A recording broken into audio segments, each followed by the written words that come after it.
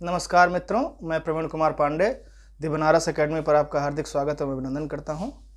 आज हम इतिहास विषय के अंतर्गत एक बहुत ही महत्वपूर्ण टॉपिक का अध्ययन करने जा रहे हैं, बौद्ध धर्म।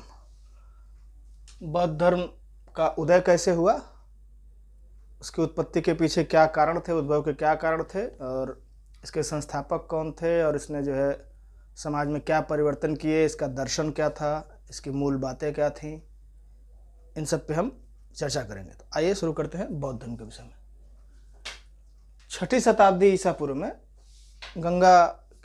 मध्य गंगा के जो मैदान है उसमें जो है दो महत्वपूर्ण संप्रदायों का या धर्म कह लीजिए, धर्मों का उदय हुआ, जैन धर्म और बौद्ध धर्म। तो उसके कई कारण बताए जाते हैं। एक तो ये कि जो उत्तर वैदिक काल में कर्मकांडी व्यवस्था जो है काफ़ी पनपने लगी थी और यज्ञ, पशु बलि, हिंसा, इन सब पे काफ़ी जो है बल दिया जाने लगा था। और दूसरा क्या था कि जो जाति व्यवस्था थी वो कर्म के आधार पर न होकर जन्म के आधार पर हो गई थी। ये दो जो है महत्वपूर्ण कारण थे। इसके अलावा जो है लोहे के आविष्कार से जो है उत्पादन की क्षमता या उत्पादन बहुत बढ़ गया था। ये भी जो है एक इन संप्रदायों के उदय का एक महत्वपूर्ण कारण था, लोहे का आविष्कार। इन तीन कारण कौन कौन थे? उत्तर वैदिक काल में जो है कर्मकांडीय प्रवृत्ति का बढ़ जाना, जाति व्यवस्था कर्म के आधार पर न होकर जन्म के आधार पर हो जाना और लोहे का आविष्कार। आइए पढ़ते हैं बौद्ध धर्म के बारे में। बौद्ध धर्म के संस्थापक कौन थे? बौद्ध धर्म के संस्थापक कौन थे? तो गौतम बुद्ध। संस्थापक कौन थे? गौतम बुद्ध। बौद्ध धर्म के जो संस्थापक थे वो गौतम बुद्ध थे। गौतम बुद्ध को अन्य नाम से भी जाना जाता है, जैसे तथागत और शाक्य मुनि। बुद्ध को जो है तथागत और शाक्य मुनि जैसे नामों से भी जाना जाता है। इनका जन्म 563 ईसा पूर्व में ईसा पूर्व में लुम्बिनी नामक स्थान पर हुआ था। लुम्बिनी कहाँ पड़ता है? कपिलवस्तु के निकट नेपाल की तराई में पड़ता है। कपिलवस्तु के निकट नेपाल की तराई में पड़ता है लुम्बिनी। बचपन का नाम इनका सिद्धार्थ था। पिता का नाम सुद्धोधन। पिता जो है शाक्य गण के मुखिया थे, शाक्य गण के प्रधान थे, राजा के पुत्र थे। माता का नाम महामाया था, जो कि कोली गणराज्य की कन्या थी, लेकिन इनकी माता की मृत्यु हो गई और इनका पालन पोषण जो है इनकी मौसी प्रजापति गौतमी ने किया। ये इनकी मौसी भी थी और सौतेली माँ भी थी, यानी माता के मरने के बाद उनकी बहन से जो है उनके पिताजी ने शादी कर ली थी। इनका लालन पालन यानी बुद्ध का जो बचपन बीता वो जो है प्रजापति गौतमी के सानिध्य में ही व्यतीत हुआ। इनकी पत्नी का नाम यशोधरा था। अन्य नाम जो बौद्ध ग्रंथों में मिलते हैं गोपा, बिंबा और भद्रकच्छा। यशोधरा जो है इनकी पत्नी थी। इनका एक पुत्र भी था। 16 साल की आयु में इनका विवाह जो यशोधरा से हुआ था। उनका एक पुत्र भी था, उसका नाम राहुल था। इनकी मृत्यु 483 ईसा पूर्व में मल्लों की राजधानी कुशीनगर में हुई थी। कुशीनगर जो है में इनकी मृत्यु हो गई थी। उनकी मृत्यु को महापरिनिर्वाण कहा गया है। बौद्ध धर्म में निर्वाण की प्राप्ति या मोक्ष की प्राप्ति जिसको कहा जाता है, निर्वाण जो है मोक्ष को कहा जाता है। तो इनकी मृत्यु 483 ईसा पूर्व में मल्लों की जो राजधानी कुशीनगर, आज के उत्तर प्रदेश का एक महत्वपूर्ण जिला है, और जो है उस समय वो मल्लों की राजधानी था। यहीं पर सुकर मद्धव यानी सुअर का मांस खा लेने के कारण इनकी मृत्यु, अतिसार हो गया था इनको, और अतिसार के कारण इनकी मृत्यु हो गई थी। डायरिया बोलते हैं, अतिसार को डायरिया बोला जाता है। यानी 483 ईसा पूर्व में मल्लों की राजधानी कुशीनगर में इनकी मौत हो गई थी। इसके बाद इनके जो प्रिय शिष्य थे, प्रिय शिष्य कौन थे? आनंद जो है, आनंद और उपाली इनके दो प्रिय शिष्य थे। आनंद का नाम अक्सर जो है इनके प्रमुख शिष्यों में लिया जाता है। ये दो इनके प्रमुख थे, आनंद और उपाली। इन्होंने गृह त्याग 29वें वर्ष में किया था। 29वें वर्ष में, अपने जीवन के 29वें वर्ष में इन्होंने गृह त्याग किया था, और उस घटना को महाभिनिष्क्रमण कहा गया है। बौद्ध धर्म में उस घटना को महाभिनिष्क्रमण कहा गया है। उनके गृह त्याग को महाभिनिष्क्रमण कहा गया है। इनका सारथी था चन्ना, या इसको चाड़ भी बोलते हैं, जो इनका रथ हाँकता था, इनको बाहर लेके जाता था कभी कभी जब घूमने जाते थे राज दरबार से बाहर। इनका प्रिय घोड़ा था कंथक। सारथी चन्ना या चाड़, प्रिय घोड़ा कंथक।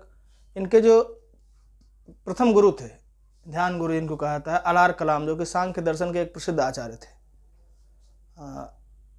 बुद्ध के ऊपर इनका काफ़ी प्रभाव ही रहा था। अलार कलाम, जो कि उस समय के सांख्य दर्शन के प्रसिद्ध आचार्य थे, उनसे इन्होंने जो है शिक्षा प्राप्त की थी। इनको जो ज्ञान प्राप्ति हुई वो 35 वर्ष की अवस्था में बैसाख पूर्णिमा के दिन निरंजना नदी के किनारे गया में प्राप्त हुआ था। गया जो है इनका बोधि स्थल है। गया में ही इनको निरंजना नदी के किनारे जो है 35 वर्ष की आयु में ज्ञान प्राप्त हुआ था। इसीलिए जो है उसको बोध गया कहा जाता है। और चूँकि जो है वहाँ इनको ज्ञान प्राप्त हुआ था, इसलिए ये बुद्ध कहलाए। निरंजना नदी के किनारे 35 वर्ष की आयु में गया में बैसाख पूर्णिमा के दिन इनको ज्ञान प्राप्त हुआ था, जो आज का बोध गया है, बिहार में पड़ता है, एक महत्वपूर्ण जिला है। प्रथम वर्षावास, इनका जो प्रथम वर्षावास था वो सारनाथ में था, मूलगंध कुटी बिहार में। मूलगंध कुटी बिहार में प्रथम उपदेश भी इन्होंने सारनाथ में दिया था, वहाँ के 5 शिष्यों को। प्रथम उपदेश भी इन्होंने वहाँ सारनाथ में दिया था 5 शिष्यों को। और प्रथम वर्षावास भी इन्होंने सारनाथ, जो अभी मूलगंध कुटी बिहार सारनाथ में है, वाराणसी में पड़ता है और बौद्ध धर्म का सर्वप्रमुख स्थल है। अंतिम वर्षावास वैशाली, सबसे अधिक वर्षावास भी इन्होंने वैशाली में ही बिताया, अंतिम भी बिताया, सबसे अधिक भी बिताया। प्रथम उपदेश इन्होंने सारनाथ में दिया। सारनाथ का पुराना नाम ऋषिपत्तन है या मृगदाव। मृगदाव का मतलब होता है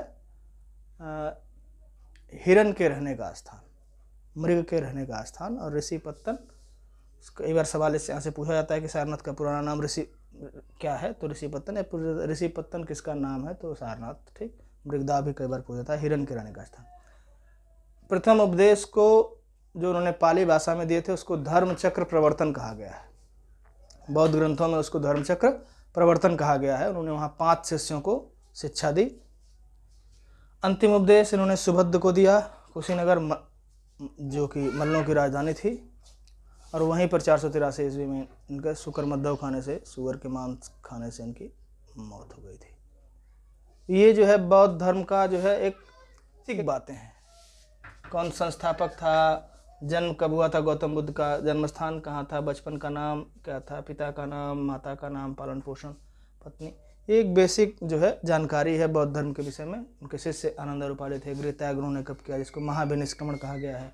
सारथी थे चन्ना, उनका प्रिय घोड़ा कंथक था। उनके जो प्रथम गुरु थे, जिनको ध्यान गुरु भी कहा था, अलार कलाम, जो कि उस समय के सांख्य दर्शन के एक प्रसिद्ध विद्वान थे। इनको 35 वर्ष की आयु में बैसाख पूर्णिमा के दिन जो है निरंजना नदी के किनारे गया में ज्ञान प्राप्ति हुई। और चूँकि वो बोधि स्थल है इसलिए उनको बुद्ध भी कहा गया। आज गया जो है बिहार में पड़ता है, एक प्रसिद्ध जिला है बिहार का। प्रथम वर्षावास इन्होंने सारनाथ के मूलगंध कुटी बिहार में व्यतीत किया था। अंतिम वर्षावास वैशाली में, और सबसे अधिक समय तक ये वैशाली में वर्षावास इन्होंने व्यतीत किया, वो भी वैशाली है। प्रथम उपदेश सारनाथ, सारनाथ को आपको मालूम है पुराना नाम इसका ऋषिपत्तन है, मृगदाव भी कहते हैं, हिरणों के रहने का स्थान। और जो प्रथम उपदेश है उसको बौद्ध धर्म में धर्मचक्र प्रवर्तन कहा गया, जो कि पाली भाषा में इन्होंने दिया था। अंतिम उपदेश इनका सुभद्र को इन्होंने दिया था कुशीनगर में, जो कि मल्लों की राजधानी थी। और यहीं पर शुकर मद्दव, सुअर का मांस खाने से 483 ईसा पूर्व में इनकी मृत्यु हो जाती है, अतिसार से, डायरिया जिसको बोलते हैं, अतिसार के कारण की मृत्यु हो गई। आइए चर्चा करते हैं जो है बौद्ध धर्म के प्रमुख सिद्धांतों पर। बौद्ध धर्म के क्या क्या, बौद्ध धर्म के सिद्धांत क्या हैं, क्या क्या प्रमुख बातें उसमें कही गई हैं, उसका मुख्य जो है प्रिंसिपल्स क्या है। तो बौद्ध धर्म में जो प्रमुख सिद्धांत हैं उसमें से सबसे महत्वपूर्ण माना जाता है 4 आर्य सत्य। 4 आर्य सत्य के विषय में जो है हम देखेंगे। 4 आर्य सत्य क्या है, उसमें पहला है दुख, दूसरा है दुख समुदाय, तीसरा है दुख निरोध, और चौथा है दुख निरोध गामिनी प्रतिपदा। दुख यानी बुद्ध ने कहा कि संसार जो है दुखों से भरा हुआ है, विश्व जो है दुखों से भरा हुआ है। ये पंक्ति उन्होंने उपनिषदों से ली है कि विश्व दुखों से भरा हुआ है, यानी इस संसार में सर्वत्र दुख ही है। जो लोग कहते हैं कि सुख है उस सुख में भी दुख है, उस सुख के पीछे में मूल में भी दुख ही है। बुद्ध का कहना था कि विश्व जो है दुखों से भरा हुआ है, और जैसे दरिद्रता, जरा, व्याधि, मृत्यु, यानी आपको हमेशा जो है शरीर के नष्ट होने का भय बना रहेगा। तमाम प्रकार की व्याधियां, अनेक प्रकार की बीमारियां आपको ग्रसित कर सकती हैं, और जो है विभिन्न प्रकार की समस्याएं शरीर में, आपके मन में, और जो है इस तरह से आती रहती हैं। पूरे जीवन ये जीवन चक्र चलता रहता है, और इसलिए बुद्ध ने कहा कि जो है विश्व जो है दुखों से भरा हुआ है। संसार जो है वो एक दुख की खान है, विश्व दुखों से भरा हुआ है, ये बुद्ध का कहना था। दुख समुदाय, दुख समुदाय जो दूसरा आर्य सत्य है, दुख समुदाय, इसके अनुसार दुख का कोई ना कोई कारण होता है, और वो कारण जो है वही जो है दुख के उत्पत्ति का आधार है। इच्छा करना किसी भी चीज की जो है वो उसके दुख का मूल है, दुख का मूल कारण है। इसको दुख समुदाय, यानी जो दूसरा आर्य सत्य है दुख समुदाय का मतलब प्रत्येक दुख का कोई ना कोई कारण होता है, और उसी कारणों से व्यक्ति जो है दुखों के चक्र में फंसता चला जाता है, और जो है अंततः उसकी मृत्यु हो जाती है। तीसरा आर्य सत्य है दुख निरोध। दुख निरोध कैसे होगा? बुद्ध ने कहा कि चूंकि प्रत्येक दुख का कोई ना कोई कारण होता है, इसलिए उस निरोध हो सकता है, लेकिन निरोध कैसे होगा? उस कारण का हमें अंत करना पड़ेगा, उस मोह को, उस इच्छा का परित्याग करना पड़ेगा, उसके कारणों का अंत करना पड़ेगा, तभी हम जो है निर्वाण की प्राप्ति कर सकते हैं। उस कारणों का अंत करके ही हम निर्वाण की प्राप्ति कर सकते हैं, बुद्ध ने ऐसा कहा था। चौथा आर्य सत्य है दुख निरोध गामिनी प्रतिपदा। बुद्ध ने जो है दुख के निरोध के लिए जो है अष्टांगिक मार्ग बताए। दुख निरोध तो है, यानी उसके कारण को समाप्त कर देने से जो है दुखों को कम किया जा सकता है, दुखों को समाप्त किया जा सकता है, और निर्वाण की प्राप्ति संभव है। लेकिन उस कारण को कैसे समाप्त करेंगे? उस कारण को समाप्त करने के लिए जो चौथा आर्य सत्य है दुख निरोध गामिनी प्रतिपदा, यानी मार्ग बताए गए हैं। और वो मार्ग कितने हैं, कौन से हैं? अष्टांगिक मार्ग। बुद्ध ने दुखों के अंत के लिए, दुखों के इच्छाओं के अंत के लिए, दुखों के अंत के लिए अष्टांगिक मार्ग का सुझाव दिया है। अष्टांगिक मार्ग क्या है? सम्यक दृष्टि। इसमें जो पहला मार्ग है वो सम्यक दृष्टि, यानी वस्तुओं के वास्तविक स्वरूप का ज्ञान। आपको जो है वस्तु की जो वास्तविक स्थिति है उसको पहचानने का ज्ञान, उसको जानने का ज्ञान, उसके सही स्वरूप में उसको जानने या पहचानने की आपकी क्षमता वो कैसे होगी? वो सम्यक दृष्टि से आएगी। सम्यक दृष्टि जब आपके पास हो जाएगी तो क्या होगा? आप चीज़ों को उनके वास्तविक रूप में पहचानने लगेंगे। ये पहला अष्टांग। दूसरा क्या है? सम्यक संकल्प। आसक्ति, हिंसा था द्वेष से मुक्त विचार जो है इस सम्यक संकल्प के अंतर्गत बुद्ध ने कहा कि आसक्ति, हिंसा था द्वेष से मुक्त विचार आपको रखने पड़ेंगे। एक संकल्प लेना पड़ेगा कि हम इन जो है आसक्ति में, हिंसा में, था द्वेष में नहीं फंसेंगे, तभी जो है हम दुख का निरोध कर सकते हैं। सम्यक वाक, अप्रिय वचनों का सर्वथा परित्याग, यानी जो अप्रिय हैं, कटु वचन हैं, दूसरे को ठेस पहुंचाने वाले वचन हैं, जो है किसी की निंदा करने की जो बात है उसका हमें परित्याग करना पड़ेगा, तभी जो है हम दुख के निरोध में सक्षम हो पाएंगे। इसको जो है प्रज्ञा कहा गया है। एक्चुअली बुद्ध के अष्टांगिक मार्ग में 3 बातें, प्रज्ञाशील समाधि। तो ये जो सम्यक दृष्टि, सम्यक संकल्प, सम्यक वाक है, ये जो है इसको प्रज्ञा यानी ज्ञान की संज्ञा दी गई है। प्रज्ञा, इन तीनों को अष्टांगिक मार्ग के जो शुरू के 3 है, सम्यक दृष्टि, सम्यक संकल्प और सम्यक वाक, इसको प्रज्ञा कहा गया है। इसके बाद चौथा जो है अष्टांगिक मार्ग है सम्यक कर्मांत, यानी सम्यक कर्म, दान, दया, सत्य, अहिंसा आदि सत्कर्मों का अनुसरण। यानी जो है समाज में आपको ऐसे कार्य जो समाज के हित के लिए हों, सदा सत्य बोलना, हिंसा न करना, दान देना, दया करना जो है कमज़ोरों पे, निर्बलों पे, और सत्कर्मों का अनुसरण करना, ये सम्यक कर्मांत कहा गया है। सम्यक, पांचवा है सम्यक आजीव, यानी सदाचार के अनुकूल आजीविका करना, जीवन व्यतीत करना, यानी सदाचार के नियमों के अनुसार। सदाचार के नियम कौन कौन से? सत्य, अहिंसा, आस्तेय, अपरिग्रह, यानी जो है बहुत लालच में जो है इकट्ठा ना कर लेना, सत्य बोलना, और जो है सदाचार का पालन करना, यानी सम्यक आजीविका है सदाचार के अनुकूल आजीविका का कार्य करना। छठवां है सम्यक व्यायाम, नैतिक, मानसिक एवं आध्यात्मिक उन्नति के लिए प्रयास करना। बुद्ध ने कहा कि जो है, जो अष्टांगिक मार्गों में जो है, बुद्ध ने कहा कि आपको जो है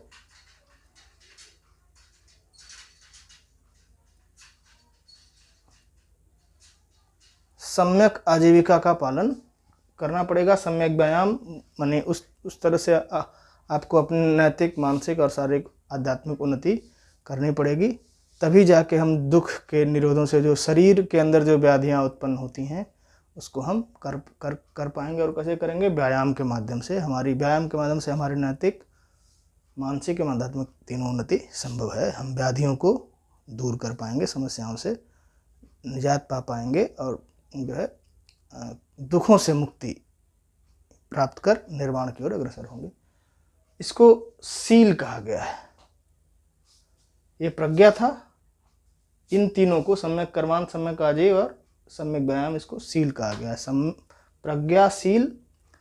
और सातवां है सम्यक स्मृति, मिथ्या धारणाओं का त्याग कर सच्चे ध्यान, यानी जो आपके अंदर जो गलत धारणा आ गई हैं, अहंकार आपको आ गया है, आपके अंदर जो है लालच आ गया है, जो मिथ्या धारणाएं हैं समाज को लेकर, खुद को लेकर, अपने परिवेश को लेकर, उन धारणाओं को त्याग करना, और जो है वास्तविक स्थिति, सच्ची धारणा को स्वीकार करना। सच्चे जो है धारणा को स्वीकार करके ही जो है दुखों का अंत किया सकता है। और आठवां है सम्यक समाधि, मन अथवा चित्त की एकाग्रता। मन अथवा चित्त को एकाग्रचित करके ही, ध्यान लगाकर ही क्या किया जा सकता है? सम्यक समाधि प्राप्त की जा सकती है, और जो है दुखों का अंत किया जा सकता है। मन अगर भटकता रहेगा, मन अगर जो है विलासी प्रवृत्ति का हो जाएगा, उसका दूसरी हर जो है मन अगर भटकता रहेगा या अस्थिर होगा, तो क्या होगा? वो जो है दुख का कारण बन जाएगा। इसलिए मन की एकाग्रता, मन की चित्त की एकाग्रता जो है वो क्या करेगी? वो आपको जो है दुख के कारण से मुक्ति दिलाएगी। यानी इसको कहा जाता है समाधि। जो सातवां और आठवां है, सम्यक स्मृति और सम्यक समाधि, इसको क्या है? इसको समाधि बोलते हैं। यानी शुरू के जो तीन हैं वो प्रज्ञा, बाद के जो चौथा, पांचवा, छठवां है उसको सम्यक, उसको सील बोलते हैं, और सम्यक स्मृति और सम्यक समाधि को क्या बोलते हैं? समाधि बोलते हैं। अब बुद्ध ने जो है 10 सील या शिक्षाएं बताई। बौद्ध धर्म के अंतर्गत 10 शिक्षाएं या 10 सील बताया गया है, जो बहुत इम्पॉर्टेंट है बौद्ध धर्म के अनुयायियों के लिए। जो बौद्ध धर्म को जानने समझने वाले लोग हैं, उनके लिए बहुत मायने रखता है, और ये बहुत महत्वपूर्ण भी है। सामान्य व्यक्ति भी अगर इन शिक्षाओं को अगर अपनाता है तो उसको जो है बहुत सारी समस्याओं से मुक्ति मिल सकती है। जैसे क्या है? पहला है अहिंसा, मन, कर्म और वचन से अहिंसा का पालन करना, यानी किसी भी प्रकार की हिंसा को अनुचित करार देना, उसको जो है नकारना, और शुद्ध मन से, चित्त से अहिंसा का पालन करना। सत्य, सदा सत्य बोलना, किसी भी विषम परिस्थिति में, किसी भी परिस्थिति में जो है झूठ का शरण लेना, सर्वथा सदा सत्य बोलना। अस्तेय यानी चोरी न करना, किसी का सामान न चुराना, किसी के सामान के प्रति इस तरह की दृष्टि न रखना, उस तरह का भाव मन में न ले आना, लालच का भाव मन में न ले आना। अस्तेय यानी चोरी न करना। चौथा है अपरिग्रह, बहुत ज़्यादा जो है भोग विलास की वस्तुओं को इकट्ठा न करना, बहुत सारी चीज़ों को जोड़ने का प्रयास न करना, जो है इच्छाओं पे नियंत्रण अगर कह सकते हैं इसको अगर, तो अपरिग्रह का मतलब होता है बहुत जो है सांसारिक वस्तुओं की, जो विलासी वस्तुओं को एकत्रित न करना। पांचवा है ब्रह्मचर्य, यानी आजीवन जो है अगर ब्रह्मचर्य का पालन करना, यानी एक सात्विक और साधुगत जीवन जीना, ब्रह्मचर्य का पालन करना। इसका अर्थ होता है वैवाहिक सांसारिक मोह माया में न फंसना, वैवाहिक परिस्थितियों का, वैवाहिकता का त्याग कर देना, सांसारिक मोह माया से मुक्ति। छठवां है दोपहर के बाद भोजन न करना। आलस्य आता है उससे, और आलस्य आएगा तो जो है उससे क्या होगा, मन में बहुत सारे विकार और शारीरिक जो है समस्याएं उत्पन्न होंगी। व्यभिचार न करना, किसी भी प्रकार की जो है कुदृष्टि या जो है समाज में किसी के साथ जो है अभद्रता या इस तरह की जो स्तरहीन हरकत है उसको न करना। मद्य का सेवन न करना, यानी मदिरा पान वगैरह न करना, यानी किसी भी प्रकार की जो है ऐसी वस्तुओं का सेवन न करना जिससे जो है शारीरिक और मानसिक समस्याएं उत्पन्न हो। आरामदायक शैया का त्याग करना, यानी बहुत लग्जरियस लाइफ न जीना, यानी बहुत साधारण तरीके से रहना, एक जो है सिंपल तरीके से जीवन व्यतीत करना। और 10वां है आभूषणों का त्याग, यानी किसी भी प्रकार के साज सज्जा के सामान से बचना। बाहरी आवरण को दिखाने का प्रयास न करना, मन को शुद्ध करने का प्रयास करना, चित्त को एकाग्र रखने का प्रयास करना। इस प्रकार जो है ये आप देख सकते हैं कि ये 10 सील हैं। अहिंसा, सत्य, अस्तेय, परिग्रह, ब्रह्मचर्य, दोपहर के बाद भोजन न करना, व्यभिचार न करना, मद्य का सेवन न करना, आरामदायक शैया का त्याग और आभूषणों का त्याग। और इसके बाद जो है 4 आर्य सत्य में हमने देखा दुख समुदाय, दुख निरोधगामिनी प्रतिपदा, दुख निरोधगामिनी प्रतिपदा, यानी जो दुख है, बुद्ध ने कहा कि विश्व दुखों से भरा हुआ है, तो उस दुख का कोई कारण होगा, उस दुख के कारण को दूर करने के लिए उन्होंने अष्टांगिक मार्ग बताए। और उन्होंने कहा कि इन अष्टांगिक मार्गों को अपनाने से जो है क्या होगा, दुख समाप्त हो जाएगा, दुखों के कारणों का अंत हो जाएगा और व्यक्ति निर्वाण को प्राप्त करेगा। वो अष्टांगिक मार्ग कौन कौन से हैं? सम्यक दृष्टि, सम्यक संकल्प, सम्यक वाक, इनको प्रज्ञा कहा जाता है।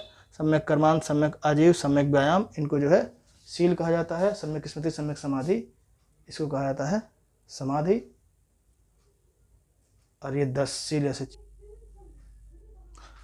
बौद्ध धर्म के त्रिरत्न कौन कौन से हैं उस पर हम चर्चा करने जा रहे हैं।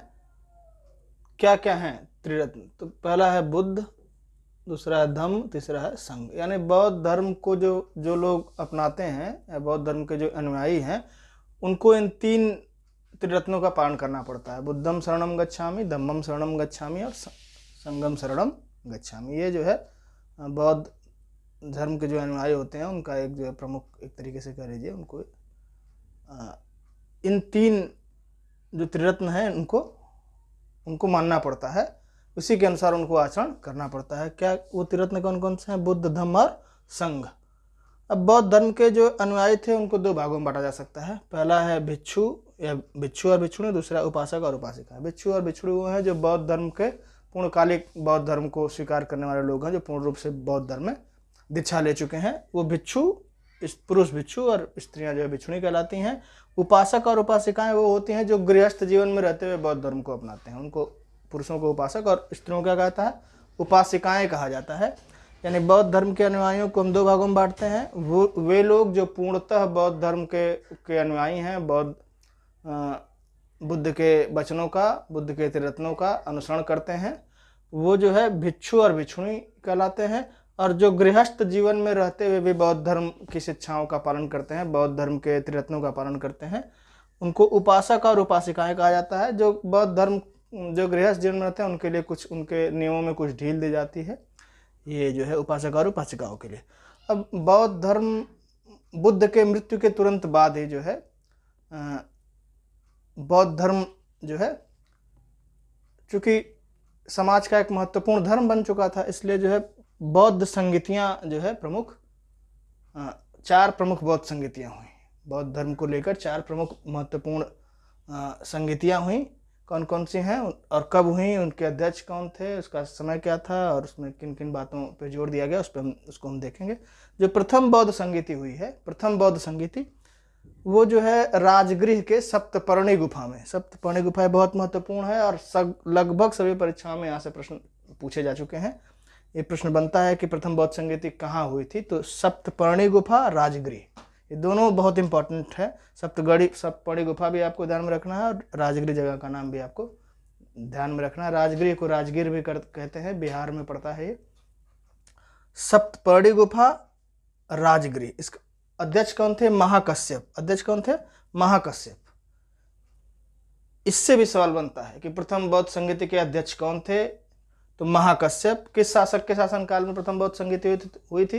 तो बुद्ध के मृत्यु के तुरंत बाद 483 ईसा पूर्व में बुद्ध की मृत्यु भी हुई थी, और उसी वर्ष जो है अजातशत्रु के शासनकाल में प्रथम बौद्ध संगीति हुई। यानी उनके मृत्यु के ठीक बाद प्रथम बौद्ध संगीति हुई। उसमें शासक कौन था? अजातशत्रु। ये भी पूछा जाता है, परीक्षाओं में खूब पूछा गया है कि प्रथम बौद्ध संगीति किस शासक के शासनकाल में हुई। यानी ये तीनों प्रश्न बहुत महत्वपूर्ण है।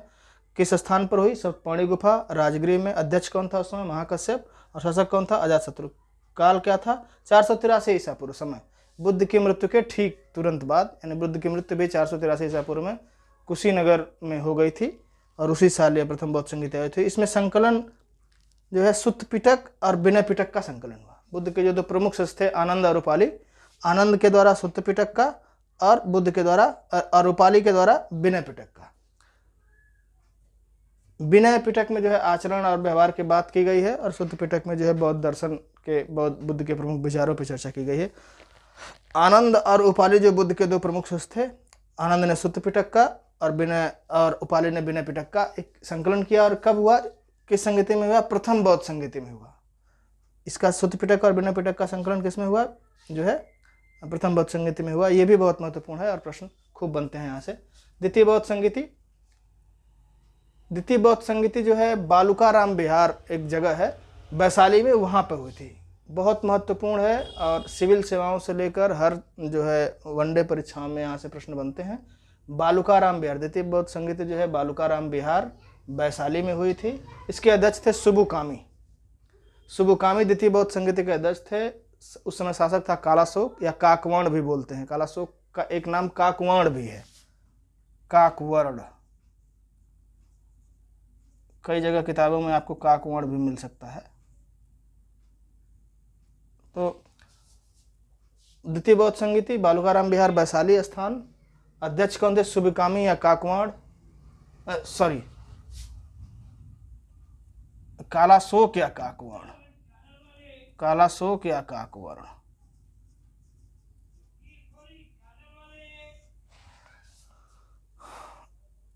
द्वितीय बौद्ध संगीति के अध्यक्ष कौन थे? सुबुकामी। शासक कौन था? कालाशोक, या इसको काकवर्ण भी बोलते हैं। 383 ईसा पूर्व, यानी बुद्ध की मृत्यु के 100 वर्ष बाद। प्रथम बौद्ध संगीति 483 ईसा पूर्व में हुई थी, दूसरी कब हुई? 383 ईसा पूर्व, बुद्ध की मृत्यु के ठीक 100 वर्ष बाद। इस संगीति में जो है बौद्ध धर्म दो महत्वपूर्ण जो है बौद्ध धर्म का विभाजन हो गया दो महत्वपूर्ण भागों में। कौन से? महासांगिक और स्थविर। महासांगिक को हम सर्वास्तिवादी भी बोलते हैं, किसकी अध्यक्षता में? महाकश्यप की अध्यक्षता में। और स्थविर इसको थेरवादी भी बोलते हैं, महाकच्यान की अध्यक्षता में। यानी द्वितीय बौद्ध संगीति जो कि बालुकाराम विहार वैशाली में हुई, किसकी अध्यक्षता में? सुबुकामी की अध्यक्षता में। शासक कौन था उस समय? कालाशोक या काकवर्ण। 383 ईसा पूर्व, बुद्ध की मृत्यु के ठीक 100 साल बाद। और इसमें जो है बौद्ध धर्म दो भागों में विभाजित हो गया, महासांगिक या सर्वास्तिवादी महाकश्यप के नेतृत्व में, स्थविर या थेरवादी महाकच्यान के नेतृत्व में। तृतीय बौद्ध संगीति कहाँ हुई? पाटलिपुत्र में हुई। पाटलिपुत्र पटना का पुराना नाम हमें मालूम है। अध्यक्ष कौन था उसमें? मोगलीपुत्र तिस थे। किसके शासनकाल में हुई? अशोक के शासनकाल में हुई। ये बहुत महत्वपूर्ण है और पूछा गया है कि अक्सर पूछा जाता है कि तृतीय बौद्ध संगीति का अध्यक्ष कौन था? तो मोगलीपुत्र तिस। और शासक कौन था उस समय? अशोक। अशोक आपको मालूम है बौद्ध धर्म का जो है बहुत अनुयायी था, और उसने बौद्ध धर्म के प्रचार प्रसार के लिए बहुत काम किया है। बहुत जगहों पर उसने अपने पुत्र और अपने जो है राजकों को प्रचार प्रसार के लिए बौद्ध धर्म के भेजा था, श्रीलंका से लेकर अन्य जगहों पर, ठीक, अफगानिस्तान तक, उधर दक्षिण तक। तो जो है तृतीय बौद्ध संगीति कहाँ हुई? पाटलिपुत्र में हुई, पटना में। अध्यक्ष कौन थे? मोगलीपुत्र। शासक कौन था? अशोक। कब हुई? 247 ईसा पूर्व में। तृतीय बौद्ध संगीति का जो समय है वो 247 ईसा पूर्व। इसमें संकलन क्या हुआ? अभिधम्म पिटक और कथावस्तु का संकलन हुआ। इसमें दो महत्वपूर्ण ग्रंथ अभिधम्म पिटक और कथावस्तु का संकलन हुआ। किसका हुआ?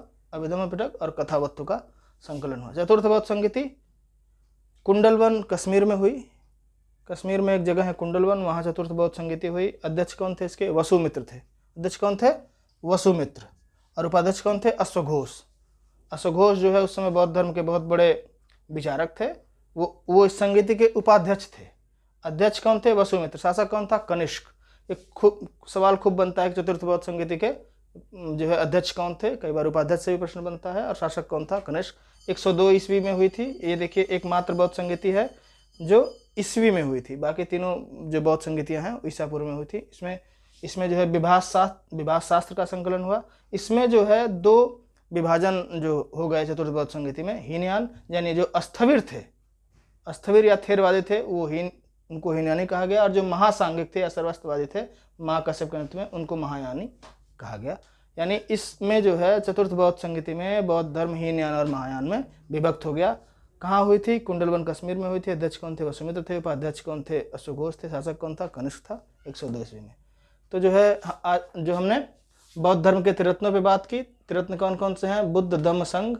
बौद्ध जो उनके अनुयायियों के लिए बहुत अनिवार्य माना जाता है पालन के लिए। बुद्धम शरणम गच्छामि, धम्मम शरणम गच्छामि, संघम शरणम गच्छामि। बौद्ध धर्म के अनुयायी को 2 भागों में विभाजित कर सकते हैं। वे लोग जो बौद्ध धर्म में जो है दीक्षित होते हैं, भिक्षुड़ी कहलाते हैं, और गृहस्थ जीवन में जो व्यतीत करते हुए बौद्ध धर्म की शिक्षाओं का पालन करते हैं, उनको उपासक उपासिकाएं कहा जाता है। बौद्ध संगीतियाँ जो है परीक्षा की दृष्टि से महत्वपूर्ण है, बनती हैं। प्रथम बौद्ध संगीति कब हुई? सप्तपर्णी गुफा राजगृह में। अध्यक्ष कौन था? महाकश्यप। शासक कौन था? अजातशत्रु।